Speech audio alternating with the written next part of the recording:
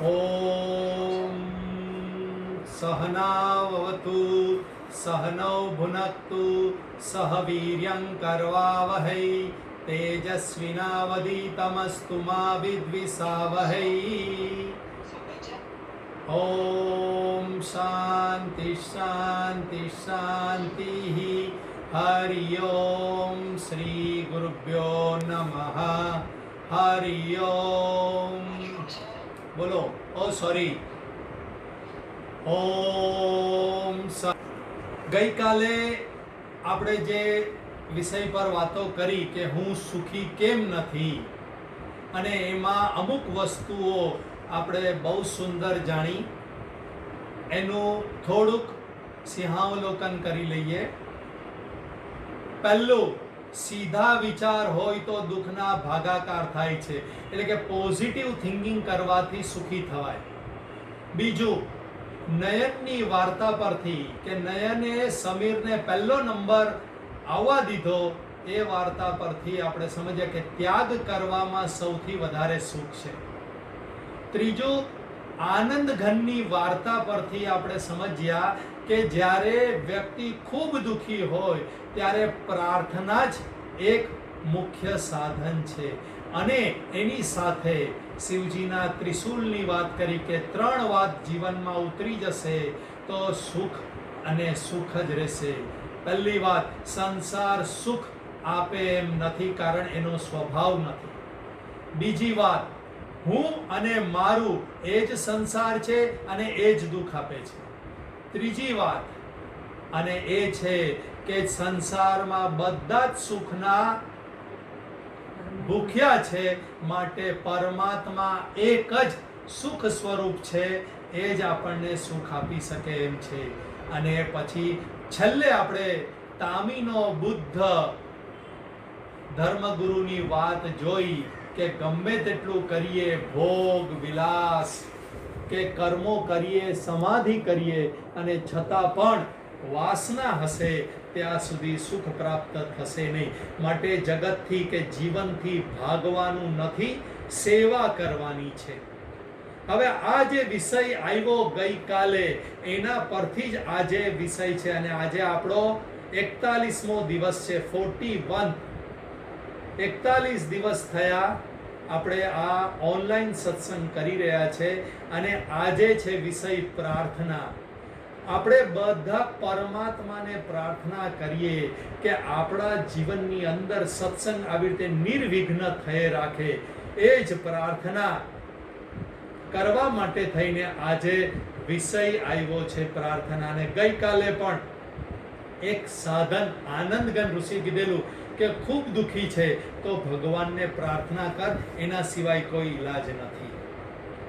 હવે આજનો વિષય પ્રાર્થના. પ્રાર્થના શબ્દનો અર્થ છે પ્રવત્તા અર્થના, પ્રકૃષ્ટ અર્થના.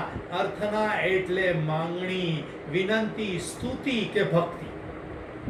શ્રેષ્ઠની સ્તુતિ, ભક્તિ, માંગણી કે વિનંતી કરવી, એને પ્રાર્થના કહેવાય. હવે શ્રેષ્ઠ શું છે એ આપણને ખબર હોવી જોઈએ. આપણે આપણા મનને પૂછશું તો શ્રેષ્ઠતા ભલતી જ વાત કરશે. માટે શ્રેષ્ઠતાની ડેફિનેશન જાણવા માટે આપણે શાસ્ત્ર પાસે જવું પડે. શાસ્ત્ર કહે છે કર્તુમ અકર્તુમ અન્યથા વા કર્તુમ સમર્થ, એને જ શ્રેષ્ઠ કહેવાય. જે કરવામાં, ન કરવામાં અને વિપરીત કરવામાં સમર્થ હોય એ જ શ્રેષ્ઠ છે. અને આવા એક જ છે, અને એ છે પરમાત્મા. માટે પરમાત્માની માંગણી હોય કે ભક્તિ હોય કે વિનંતી હોય કે સ્તુતિ હોય, એ જ પ્રાર્થના છે. બાકી બધો ધંધો અને ભીખ છે. વાર્તા નંબર 1. એકવાર એક ફકીર અકબર બાદશાહના મહેલમાં ભિક્ષા માંગવા માટે ગયો. દરબાને એને કીધું કે ઊભો રહી જા. અકબર બાદશાહ બંદગી કરી રહ્યા છે, એટલે કે પ્રાર્થના કરી રહ્યા છે, અલ્લાહને બંદગી કરી રહ્યા છે. તો ભિક્ષુ ઊભો રહ્યો, ફકીર ઊભો રહ્યો, થોડી વાર વિચાર કર્યો અને નીકળવા જતો હતો. ત્યાં જ અકબર બાદશાહ આવ્યા ને કે ઉભો રે ફકીર, તું કઈક ભિક્ષા કે દાન લેવા આવેલો ને એમને એમ જાય છે? તો ફકીરે કીધું, ભિખારી પાસેથી શું ભીખ માંગવાની? રાજા ગભરાઈ ગયા, આશ્ચર્યચકિત થઈ ગયા કે આ મને ભિખારી કહે છે. તો ફકીરે કીધું કે તમે અંદર શું કરતા હતા? ભગવાન પાસે પ્રાર્થના કરતા હતા, બંદગી કરતા હતા. અને પ્રાર્થનામાં શું કરો? ભગવાન મારું ભલું કરજે, મને આટલું આટલું આપજે, આ તે વગેરે વગેરે એ જ કરતા હોઈએ આપણે પ્રાર્થનામાં. તો હું તમારી પાસે અલ્લાહ પાસેથી આવેલું હોય ને એ હું લઉં, એના કરતા હું સીધો જ અલ્લાહની પ્રાર્થના કે બંદગી ન કરું? આમ આખી જિંદગી હું રાજાઓના મહેલમાં જઈને ભિક્ષા લેતો થો, દાન લેતો થો, લોકોની લાચારી કરતો થો, કોઈ આવકાર આપે, કોઈ અપમાનિત કરે. આવી લાચારી કરીને શું કામનું? જો બધા જ ભગવાન પાસે માંગતા હોય તો હું સીધું જ ભગવાન પાસે ન માંગું? જે દિવસે આપણા બધાની અંદરથી આ જગત પ્રત્યેની પ્રાર્થનાની લાચારી દેખાશે, જગતની આપણે સ્તુતિ કરીએ, જગત પાસે માંગણી કરીએ છીએ, એમાં લાચારી દેખાશે, એ દિવસે આપણી સાચી પ્રાર્થના પરમાત્મા તરફની શરૂ થશે. 4 પ્રકારના પ્રાર્થના કરનારા હોય છે, એને ભગવદ ગીતામાં કહેલા છે. આ પ્રાર્થના કરનારને ભક્ત પણ કહેવાય ને, ભક્ત જ પ્રાર્થના કરતો હોય. ચતુર્વિધા ભજન્તે મામ જના સુકૃતિ નોર્જન આર્ત જિજ્ઞાસુ અર્થાર્થી જ્ઞાની ચ ભરતર્ષભ. ભગવાન કૃષ્ણ અર્જુનને કહે છે કે 4 પ્રકારના ભક્તો હોય છે જે મને પ્રાર્થના કરે છે, પરંતુ એક વાત એમણે સુંદર કીધી, સુકૃતિ નોર્જુન. સુકૃતિ એટલે સારા ઉત્તમ કર્મ કરનારા 4 પ્રકારના ભક્તો હોય છે. એક અર્થાર્થી એટલે કે ધન સંપત્તિની ઈચ્છા કરનારો ભક્ત. બીજો આર્ત એટલે દુખી ભક્ત. ત્રીજો જિજ્ઞાસુ એટલે કે જ્ઞાનની ઈચ્છા, જાણવાની ઈચ્છા, મને જાણવાની ઈચ્છા વાળો. અને ચોથો જ્ઞાની થયેલો પણ મારી પ્રાર્થના કરતો હોય. પરંતુ આ 4 ઉત્તમ કર્મ કરનારા છે. ઉત્તમ કર્મ ન કરનારને ભગવાન તો પ્રાર્થનાનો અધિકારી જ નથી સમજતા. અધર્મીઓની પ્રાર્થના તો ભગવાન સ્વીકારતા જ નથી. માટે પહેલું આપણે અધર્મ તો બંધ કરવો પડશે, તો જ પ્રાર્થના આપણી ફલીભૂત થશે. પહેલો ભક્ત અર્થાર્થી ધન અને સંપત્તિ માટે પ્રયત્ન કરે છે, પરંતુ અંદર જાણે છે કે ભગવાનની કૃપા વગર મને ધન સંપત્તિ મળશે નહીં, માટે પ્રયત્ન કરે છે, સાથે ભગવાનને પ્રાર્થના પણ કરે, પરંતુ પ્રયત્ન ધર્મના માર્ગ પર સન્માર્ગે ધન સંપત્તિ મેળવવાનો પ્રયત્ન કરે છે. આમાં ઉત્તમ ઉદાહરણ છે અર્જુન અને ધ્રુવનું. અર્જુને પોતાનું રાજ્ય ઇન્દ્રપ્રસ્થ કૌરવ પાસેથી પાછું મેળવવું હતું, પોતાની ધન સંપત્તિ પાછી મેળવવી હતી, પરંતુ એ જાણતો હતો કે ભગવાન કૃષ્ણના શરણે રહ્યા વગર આ મારું રાજ્ય પાછું મળશે નહીં. અને માટે જ જ્યારે માંગવાનું આવ્યું ત્યારે અર્જુન અને દુર્યોધન બંને ગયા, તો અર્જુને ભગવાન કૃષ્ણને માંગ્યા. ભલે નિહત્તા હતા, લડવાના ન હતા, છતાંય અર્જુને કૃષ્ણને માંગ્યા અને દુર્યોધને સેના માંગી. તો તમે બધા જાણો છો કે જીત કોની થઈ? અર્જુનની. ભગવાન ભલે કંઈ ન કરતા હોય પણ તમારા ને મારા જીવનમાં હશે તો આપણને આ સંસારમાં જીત પ્રાપ્ત થશે થશે ને થશે. બીજું ઉદાહરણ આ અર્થાર્થીનું છે ધ્રુવ. ધ્રુવ એ ઉત્તાનપાદ રાજાનો પુત્ર હતો. ઉત્તાનપાદ રાજાને 2 રાણી હતી, સુનીતિ અને સુરુચિ. સુરુચિનો પુત્ર હતો ઉત્તમ અને સુનીતિનો પુત્ર હતો ધ્રુવ. એકવાર ધ્રુવ રાજસભામાં પોતાના પિતાના ખોળામાં બેસવા માટે આગ્રહ કરતો હતો, તો એની સાવકીમાં સુરુચિએ એને ના પાડી દીધી કે જા તું તું મારા પેટે જન્મ લે, ભગવાનને પ્રાર્થના કર, ત્યારે તને રાજ સિંહાસન પર બેસવા મળશે. પોતાની માતા સુનીતિ પાસે જાય છે અને રડવા લાગે છે, ત્યારે માતા કહે વાત તો સાચી છે. ભગવાન પાસે જશે તો ભગવાનના ખોળામાં બેસવા મળશે, તો ભગવાન તો આખા જગતનો રાજા છે, તો આખા જગતનો રાજા બનશે.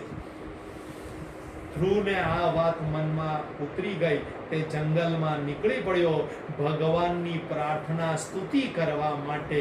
પરંતુ નાનો બાળક હતો, એને સ્તુતિ કરતા તો આવડે નહીં, પરંતુ માતા પર વિશ્વાસ હતો. માતાએ મને જંગલમાં જવાનું કીધું છે, ભગવાનની સ્તુતિ કરવા, તો નીકળી પડ્યો. રસ્તામાં નારદજી મળે છે, એની પરીક્ષા કરે છે કે જંગલમાં જંગલી પ્રાણીઓ હોય, તને ડરાવશે, ખાઈ જશે, એના કરતા ચાલ હું તારી સાથે આવું છું, રાજા ઉત્તાનપાદને હું જાણું છું, તને ખોળામાં બેસવા દેશે. ધ્રુવ વિચાર કરે છે, મારી માતાએ તો ભગવાનની પ્રાર્થના કરવાનું કીધેલું છે, માટે હું ભગવાન પાસે જ જઈશ. નારદજીને ના પાડે છે કે નહીં, હું તો મારી માતાનું કયું જ માનીશ, ભગવાન પાસે જ જઈશ. ધ્રુવની નિષ્ઠા જોઈ અને નારદજી એને મંત્ર આપે છે, ઓમ નમો ભગવતે વાસુદેવાય. આ મંત્રનો જાપ કરજે, ભગવાન તારા પર પ્રસન્ન થશે. 6 મહિના ધ્રુવ તપ કરે છે અને ભગવાન અંતરાત્મામાં દર્શન દે છે ચતુર્ભુજ રૂપે, અને એ અંદર ઓતપ્રોત થઈ જાય છે. અચાનક અંદરથી ભગવાનની મૂર્તિ અલોપ થઈ જાય છે. ધ્રુવની આંખ ખુલે છે, બહાર ચતુર્ભુજ રૂપે ભગવાન પ્રગટ હતા અને એને આશીર્વાદ આપે છે કે જા, તારી મનોકામના પૂરી થશે. આમ અર્થ માટે તમારે કે મારે પૈસો, ધન, સંપત્તિ પણ જોઈતી હોય તો ભગવાનના શરણે રહેજો, તો પ્રાર્થના કરજો ભગવાનને અને ધર્મના માર્ગે ચાલજો. બીજો ભક્ત હતો આર્ત ભક્ત. જીવનમાં દુઃખ આવે, અસહ્ય પીડા થાય, ત્યારે દુઃખથી ભગવાનને પોકારે, એવા ભક્તને ભગવાન આર્ત ભક્ત કહે છે. એ જ્યારે પ્રાર્થના કરતો હોય ત્યારે એને આર્ત પ્રાર્થના કહેવાય છે. આમાં ઘણા બધા ઉદાહરણ આપે, એમાં શ્રેષ્ઠ ઉદાહરણ છે દ્રૌપદીનું. જ્યારે એના ચીરહરણ થતા હતા, આખા જગતની પાસે ગઈ, પરંતુ કોઈ એનું દુઃખ દૂર કરી શક્યું નહીં. છેવટે દ્વારિકાધીશ શ્રી કૃષ્ણ પરમાત્માને યાદ કર્યા, પરમાત્મા તરત દોડીને આવ્યા અને એની રક્ષા કરી, એનું દુઃખ દૂર કર્યું. અને બીજું ઉદાહરણ છે ઉત્તરાનું. અર્જુનનો પુત્ર અભિમન્યુ, એની પત્ની ઉત્તરા, એને ગર્ભ રહ્યો હતો. અશ્વત્થામા જ્યારે પાંડવોના બધા પુત્રોનો નાશ કર્યો, પાંડવોને નિર્વંશ બનાવવા નીકળ્યો હતો, ત્યારે અંતે એને ખબર પડી કે ઉત્તરાના ગર્ભમાં તો પાંડવનો વંશ છે, માટે એને બ્રહ્માસ્ત્ર ચલાવ્યું અને ઉત્તરાના ગર્ભને નાશ કરવા માટે પ્રયત્ન કર્યો. ત્યારે ઉત્તરાએ જોયું કે અત્યારે પરમાત્મા સિવાય મારા ગર્ભને કોઈ સંભાળી શકે એમ નથી, માટે એને સુંદર પ્રાર્થના કરી, હે દેવાદિદેવ જગદીશ્વર, મારી રક્ષા કરો, આપના સિવાય આ લોકમાં મને અભય આપવા વાળું કોઈ જ નથી. આ ધગધગતું લોઢાનું બાણ મારી તરફ આવી રહ્યું છે, ભલે મારો નાશ કરે પરંતુ મારો ગર્ભ જીવિત રહે. હે પરમાત્મા, હું આપને પ્રાર્થના કરું છું, હૃદયપૂર્વકની પ્રાર્થના કરું છું. અને ભગવાન બહાર પ્રગટ થયા એમની સામે, અને અંદર ગર્ભની અંદર પણ ઉત્તરાનો ગર્ભની રક્ષા કરી. આમ જ્યારે આપણે દુઃખી થઈએ, ડિપ્રેશનમાં હોઈએ, નિરાશ હોઈએ, નિષ્ફળતા મળે, ત્યારે પણ આપણે પ્રાર્થના કરવી હોય તો જગતની નહીં કરતા પરમાત્માની કરજો, તો જ સાચી પ્રાર્થના હશે. ત્રીજો ભક્ત એ છે જિજ્ઞાસુ ભક્ત, જેને હવે સંસારિક વાતો, સંસારિક સંપત્તિ કે સંસારિક વસ્તુ કે સંસારિક સંબંધોમાં રસ નથી, એને પરમાત્મા વિશે જાણવું છે, એને જ્ઞાન પ્રાપ્ત કરવું છે, અને એ પરમાત્માની પ્રાર્થના કરે અથવા તો ગુરુની પ્રાર્થના કરે જ્ઞાન માટે, તો એને જિજ્ઞાસુ ભક્ત કહેવાય છે. આમાં પણ ઘણા બધા ભક્તો આવે. એમાંનો શ્રેષ્ઠ ભક્ત છે ઉદ્ધવજી. એ ભગવાનને તીવ્ર જિજ્ઞાસા પ્રગટ કરે છે અને ભગવાન એને જ્ઞાન આપે છે. એ શ્રીમદ ભાગવતમાં ઉદ્ધવ ગીતા તરીકે પ્રખ્યાત છે. માટે આપણે બધાએ પણ જ્યારે જિજ્ઞાસા થાય ત્યારે પરમાત્માને જાણવા માટે પરમાત્માના શરણે જ થવું પડશે. અને બીજું હતું નારદજી. એ જિજ્ઞાસા લઈ અને સનત કુમાર પાસે જાય છે. નારદજી કહે છે કે હે સનત કુમાર, હું આપને શરણે આવ્યો છું. મેં એવું સાંભળ્યું છે, તરતી શોકમ આત્મવિદ. આ સંસારમાં દુઃખને તરી જવાનો એક જ ઉપાય છે અને એ છે આત્મવિત બનો. સનત કુમાર પૂછે છે, તમે શું જ્ઞાન મેળવ્યું? જ્ઞાન આપતા પહેલા આ એક બરાબર સમજી લેવા વાળી વસ્તુ છે. તને શું ખબર છે પહેલા જાણી લેવાનું, તો ક્યાંથી જ્ઞાન સ્ટાર્ટ કરવું પડે એ ખબર પડે. તો નારદજી જે જવાબ આપે બરાબર સાંભળજો. નારદજી કહે છે, મને 4 વેદો મોઢે છે ને આવડે છે, 6 વેદાંગ મને આવડે છે, 4 ઉપવેદ આવડે છે, 18 પુરાણ હું શીખી ગયો છું, સંગીત વિદ્યા, નૃત્ય વિદ્યા, વ્યાકરણ વગેરે. આ મોટું લાંબુ લિસ્ટ કહે છે. આ બધું હું ભણ્યો, છતાં પણ મારો દુઃખ, મારો શોક દૂર થતો નથી. સનત કુમાર એક જ જવાબ આપે છે કે આ બધું તો નામ માત્ર છે, શબ્દ માત્ર છે. આશ્ચર્ય થાય, આટલું બધું હું ભણ્યો, શાસ્ત્રો ભણ્યો, છતાંય આ તો શબ્દ માત્ર છે. તો નારદજી પ્રાર્થના કરે છે કે હું આપને પ્રાર્થું છું કે આ બધા શાસ્ત્રો કરતા પણ શ્રેષ્ઠ શું, આ શબ્દ કરતા શ્રેષ્ઠ શું? તો સનત કુમાર કે જે શબ્દ કરતા શ્રેષ્ઠ છે વાણી. આ વાણી ન હોય તો શબ્દનો કોઈ અર્થ નથી. મારી પણ વાણી ન હોય તો અત્યારે હું તમારી સામે શાસ્ત્રના શબ્દો કહી ન શકું. માટે શ્રેષ્ઠની પ્રાર્થના કરે છે નારદજી. એટલે શ્રેષ્ઠ સમજાવે, બરાબર સમજો. બહુ સુંદર વસ્તુ છે. આપણે પરમાત્માના જ્ઞાન તરફ જવું હોય તો કેવી રીતે જવાય? શબ્દ કરતા શ્રેષ્ઠ છે વાણી. નારદજી ફરીથી પૂછે છે, વાણી કરતા શ્રેષ્ઠ? તો કે વાણી કરતા શ્રેષ્ઠ છે મન. મનમાં પહેલા સંકલ્પ થાય ત્યારે વાણી નીકળે અને વાણી દ્વારા શબ્દો નીકળે. મનથી શ્રેષ્ઠ છે ચિત્ત. ચિત્ત ચેતનવંતુ બને અને મનને ચેતનવંતુ બનાવે ત્યારે જ મન સંકલ્પ કરી શકે અને પછી વાણી બોલી શકે ને શબ્દ નીકળે.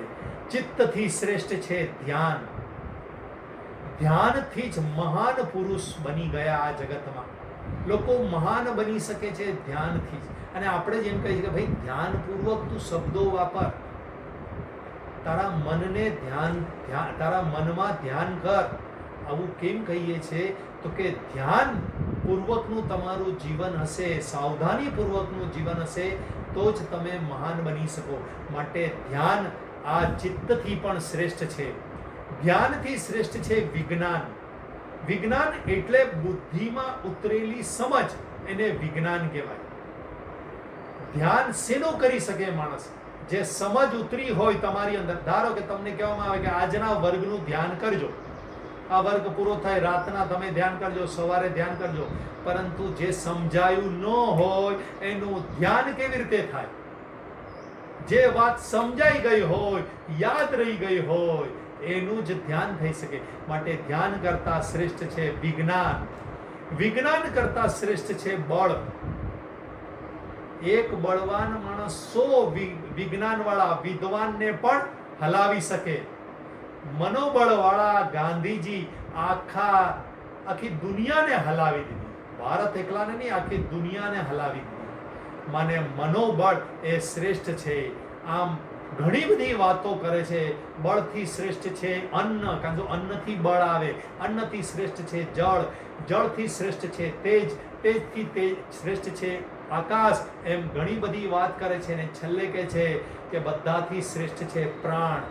પ્રાણ હશે તો જ તારું અસ્તિત્વ હશે, નહીતર રામ બોલો ભાઈ રામ થઈ જશે. હવે નારદજી કહે છે વાત તો સાચી, પણ મને પૂછી લેવા દે કે પ્રાણથી પણ કઈ શ્રેષ્ઠ છે. નારદજી પ્રાર્થના કરે છે કે હે ભગવાન, પ્રાણથી પણ શ્રેષ્ઠ છે. અને સનત કુમાર કહે છે તું હવે સાચો જિજ્ઞાસુ બન્યો, કે જાણવાની તીવ્ર ઈચ્છા ત્યાં સુધી તારી અંદર થઈ જ્યાં સુધી તને શ્રેષ્ઠ જાણવા નહીં મળ્યું. હવે હું તને શ્રેષ્ઠતમ કહું છું, અને પ્રાણથી શ્રેષ્ઠ છે સત્ય. સત્ય પરમાત્મા જ સૌથી શ્રેષ્ઠ છે, કારણ પ્રાણ પણ વિકારી છે, પરિવર્તનશીલ છે. પરંતુ આ સત્ય પરમાત્મા છે એ અનંત સુખવાળા છે, શાશ્વત સુખવાળા છે. દરેક વ્યક્તિ સુખ માટેની દોડ છે, પરંતુ દિશા ખબર નથી. ધ્યેય બરાબર છે પણ દિશા ખબર નથી. માટે શ્રેષ્ઠતમ છે પરમાત્મા, અને એ પરમાત્મા તું છે, તારી અંદર છે. હોમ તત્ સત. આટલું કહી અને સનત કુમાર ચૂપ થઈ ગયા. એનો અર્થ હવે નારદજીએ અંદર જવાનું છે. હવે કોઈ શ્રેષ્ઠતમ છે નહીં. કહી દીધું તું જ છે, તારાથી શ્રેષ્ઠ કોણ હોઈ શકે. આમ અંતિમ સાધના છે અંદર જવાની. યાદ આવે છે તું વાત વાતમાં, હે પરમાત્મા યાદ આવે છે તું વાત વાતમાં, શોધું ક્યાં જણાવી દે જરી વાતમાં. યાદ આવે છે તું વાત વાતમાં, શોધું ક્યાં જણાવી દે તું જરી વાતમાં. જરીક વાતમાં તરત જણાવી દે. ન શોધ મને આસપાસ આકાશમાં, ન શોધ મને આસપાસ આકાશમાં, મળી જઈશ તને તારા જ શ્વાસમાં. મળી જઈશ હું તને તારા જ શ્વાસમાં. પરમાત્મા શ્રેષ્ઠતમ છે એનું જ્ઞાન સનત કુમારે તમને ને મને અને નારદજીને આપી દીધું. હવે આપણે એ શોધવાનું બાકી છે, અને એ પણ આપણા શ્વાસમાં છે. આમ પ્રાર્થના હવે અંદર કરવાની છે. હે પરમાત્મા, હું અંદર ધ્યાન કરવાની કોશિશ કરું છું, પરંતુ તું જ તારા સ્વરૂપને ઉદ્ઘાટિત કર. આવા જિજ્ઞાસુ ભક્તની જેમ પ્રાર્થના કરવાની છે. છેલ્લા ભક્ત છે જ્ઞાની ભક્ત. જ્ઞાની ભક્તોમાં શ્રેષ્ઠ છે ગોપીઓ. ગોપીઓ જન્મતાની સાથે જ્ઞાની હતી, અને એમનો એક જ ધ્યેય હતો કે અમારા પ્રિયતમ ભગવાનની સુખાકારીમાં અમારું સુખ છે. અમને પોતાના સુખની પડી જ નથી, અને એ ભગવાન પાછળ પાગલ હતી. અને બીજા ભક્ત જ્ઞાની ભક્ત હતા સુખદેવજી. જ્ઞાની ભક્ત એટલે જ્ઞાન સ્વરૂપ હોય, મોક્ષ સ્વરૂપ હોય, જીવન મુક્ત હોય, અને છતાંય ભગવાનની પ્રાર્થના કરતા હોય, એટલે કે સ્તુતિ કરતા હોય, ભક્તિ કરતા હોય. એને જ્ઞાની ભક્ત કહેવાય. મને ગમતી આ બહુ શ્રેષ્ઠ વાર્તાઓમાંની એક છે. અહીંયા બેઠેલા ઘણા બધાએ વાર્તા સાંભળી હશે, પરંતુ ભગવાન ફરીથી આ વાર્તા કહેવા માંગે છે. એનો અર્થ હજી કદાચ આપણી અંદર આ ઉતરી નહીં હશે. પરીક્ષિત રાજાને 7 દિવસમાં તક્ષક નાગ કરડવાનો હતો, અને એણે બધા સાધુ સંતોને પોતાના કલ્યાણ માટે બોલાવ્યા. કોઈ કે 7 દિવસમાં કલ્યાણ થાય એવો ઉપાય અમારી પાસે નથી. નારદજીને બોલાવ્યા. નારદજી પણ કહે મારી પાસે પણ ઉપાય નથી. હા, પણ એક વ્યક્તિ પાસે ઉપાય હોઈ શકે, અને એ છે સુખદેવજી, જે અત્યારે નૈષ્ઠિક બ્રહ્મચારી છે અને જંગલમાં વનમાં વિહાર કરે છે. પરીક્ષિત રાજા કહે છે જલ્દીથી એમને લઈ આવો. નારદજી જાય છે સુખદેવજી પાસે, અને એ વિનંતી કરે છે, પ્રાર્થના કરે છે કે પરીક્ષિત રાજાનું 7 દિવસમાં મૃત્યુ છે, એ 7 દિવસમાં મોક્ષને પ્રાપ્ત થાય, એનું કલ્યાણ થાય એવો તમે આવીને ઉપદેશ આપો.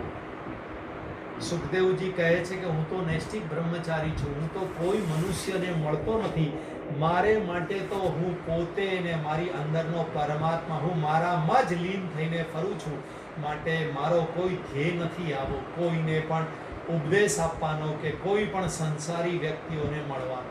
હું મારા પિતાને પણ જન્મતાની સાથે છોડીને આવ્યો છું. નારદજી કે વાત સાચી છે, નૈષ્ઠિક બ્રહ્મચારી દિગંબર હોય એ કોઈને મળતા નથી. પરંતુ મને એક પ્રસંગ યાદ આવે છે, એ મારે તમને કહેવો છે. નારદજી સુખદેવજીને એક પ્રસંગ કહે છે. નારદજી કહે છે કે એકવાર હું જંગલમાંથી જઈ રહ્યો હતો, ત્યારે દૂર મેં એક ખુલ્લો કૂવો જોયો. જંગલમાં કૂવા હોય એની પાળીઓ તૂટી ગઈ, એટલે ખુલ્લો કૂવો જોયો અને એ કૂવા તરફ એક આંધળો માણસ જઈ રહ્યો હતો. હું બહુ દૂર હતો, જોઈ રાખતો હતો કે આ શું થઈ રહ્યું છે. ત્યાં નજીકમાં જ એક ઝાડની પાછળ દેખતો માણસ જોઈ રહ્યો હતો. આંધળો માણસ કૂવા તરફ જઈ રહ્યો હતો અને કૂવામાં હજી હું બચાવવા જાઉં ત્યાં તો કૂવા તરફ જઈ કૂવાની અંદર પડી અને મરી ગયો. તો સુખદેવજી, હે સુખદેવજી, આમાં વાક કોનો? ઓલો માણસ મરી ગયો એમાં વાક કોનો? કૂવો બનાવનારનો, આંધળા માણસનો, કે ઝાડની પાછળ નજદીક હતો જે માણસ દેખતો માણસ એનો? સુખદેવજી કહે હું સમજી ગયો તું શું કહેવા માંગે છે. વાક દેખતા માણસનો, અને તું એવું દર્શાવવા માંગે છે કે અત્યારે સુખદેવજી દેખતા માણસ છે. હું જોઈ રહ્યો છું કે પરીક્ષિત રાજા અંધારા કૂવા તરફ 7 દિવસ પછી મૃત્યુરૂપી કૂવા તરફ જઈ રહ્યા છે, અને જો હું એને બચાવું નહીં તો વાક મારો, મને પાપ લાગે. માટે સુખદેવજી જ્ઞાની હોવા છતાં પરંતુ નારદજી સાથે જાય છે અને પરીક્ષિત રાજાને અને હજારો લાખો ઋષિ મુનિઓને શ્રીમદ ભાગવત પુરાણ 18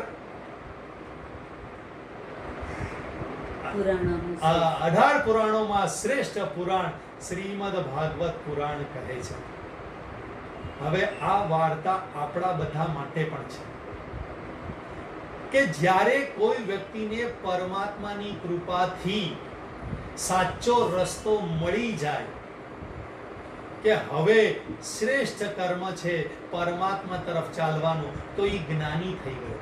અને જો એ જુએ કોઈ બીજાને કે સંસારમાં પતન તરફ જઈ રહ્યો છે, આખો દિવસ ભોગ વિલાસ કરે છે, પૈસાની પાછળ જ પડેલો છે અને પોતાના શરીરને બગાડી રહ્યો છે, અને આપણે જોતા રહીએ તો સુખદેવજીની જેમ વાકમાં આપણે આવશું. આપણે હવે દેખતા માણસ થઈ ગયા છીએ.